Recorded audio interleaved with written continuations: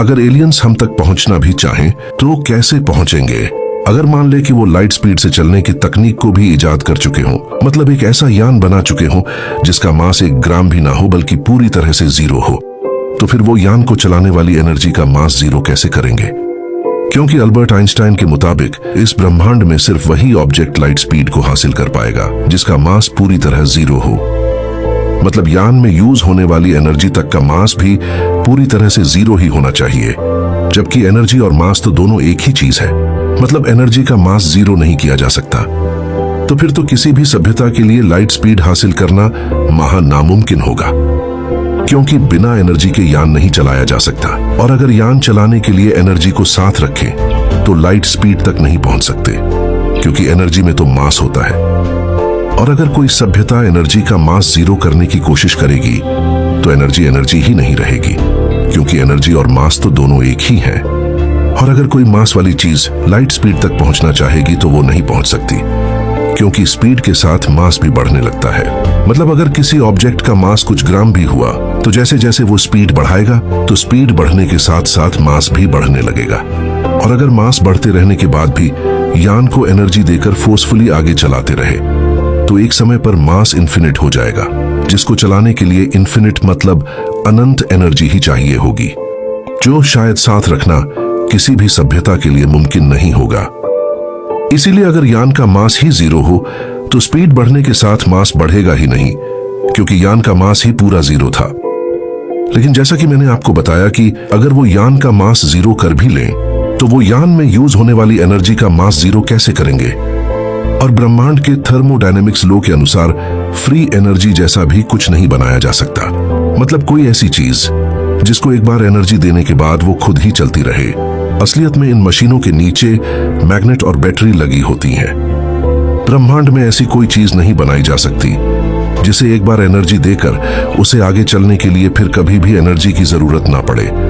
अगर थर्मोडायनेमिक्स का लॉ तोड़कर फ्री एनर्जी जैसा कुछ ब्रह्मांड में बनाया जा सकता तो आज छोटी बड़ी सभी एलियन सभ्यताएं फ्री एनर्जी का इस्तेमाल करके हम तक पहुंच चुकी होती, और तब उन्हें यान का मास जीरो करने की भी जरूरत ना पड़ती, क्योंकि उनके पास फ्री एनर्जी होती जिसे वो मैसिव से मैसिव ऑब्जेक्ट को भी जहां चाहे ले जा सकते थे, और हम मानव भी ऐसा कर पाते।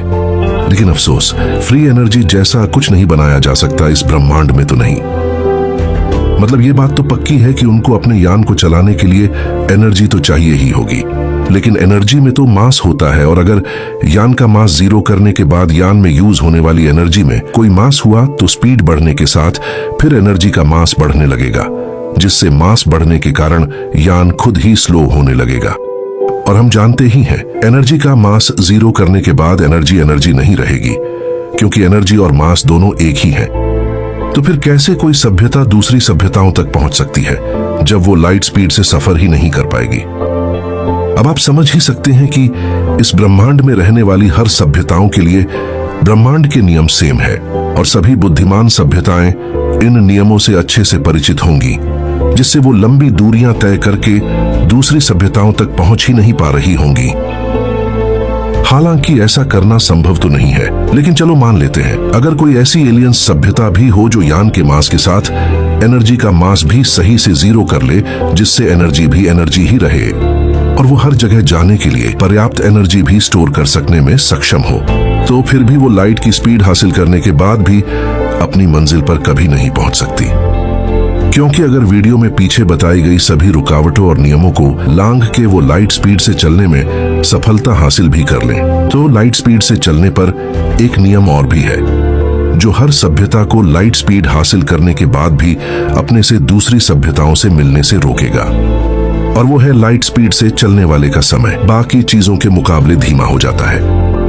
इससे होगा ये कि अगर कोई सभ्यता ब्रह्मांड के नियमों रुकावटों को पार करके लाइट स्पीड हासिल करके किसी मंजिल पर पहुंचने की कोशिश करेगी, तो लाइट स्पीड से चलने पर उसका समय धीमा गुजरने लगेगा, लेकिन उसकी मंजिल का समय तो नॉर्मल ही होगा, जहां उनके पहुंचने से पहले ही लाखों करोड़ों साल बीत चुके होंगे, या फिर जहां वो जा रहे थे उनकी वो मंजिल ही खत्म हो चुकी होगी।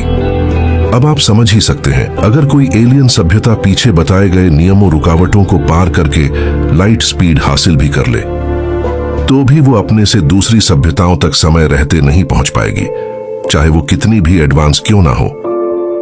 आज इस ब्रह्मांड को बने 14 अरब साल हो चुके हैं, लेकिन आज तक भी कोई परग्रही सभ्यता हम तक ना पहुंच पाई। चलो इससे ये तो पता चलता है कि वो ब्रह्मांड के नियमों रुकावटों से अच्छे से परिचित हैं, जो आज भी वो हम तक ना पहुंच पाए, क्योंकि एनर्जी का मास जीरो नहीं किया जा सकता है और बिना एनर्जी के यान भी नहीं चलाया जा सकता। साथ ही एनर्जी के मास के कारण यान को लाइट स्पीड तक भी नहीं ले जाया जा सकता। आप समझ तो रहे ही होंगे कि इस ब्रह्मांड में कैसे कैसे नियम काम कर रहे हैं। ना ही फ्री एनर्जी जैसा कुछ बनाया जा सकता है और ना ही बिना एनर्जी के यान चलाया जा सकता है। और अगर एनर्जी साथ रखें तो एनर्जी के मास के कारण लाइट स्पीड तक नहीं पहुंचा जा सकता और बिना लाइट स्पीड के ब्रह्मांड की लंबी दूरियों को पार नहीं किया जा सकता। और अगर सभी एलियन सभ्यताएं अपनी नॉर्मल स्पीड से ही दूसरे तारों सौरमंडलों तक पहुंचना चाहे तो उन्हें लाखों साल लग सकते हैं। अगर आपको और ऐसी ही वीडियोस देखनी है तो फॉलो और सब्सक्राइब करना मत भूलना।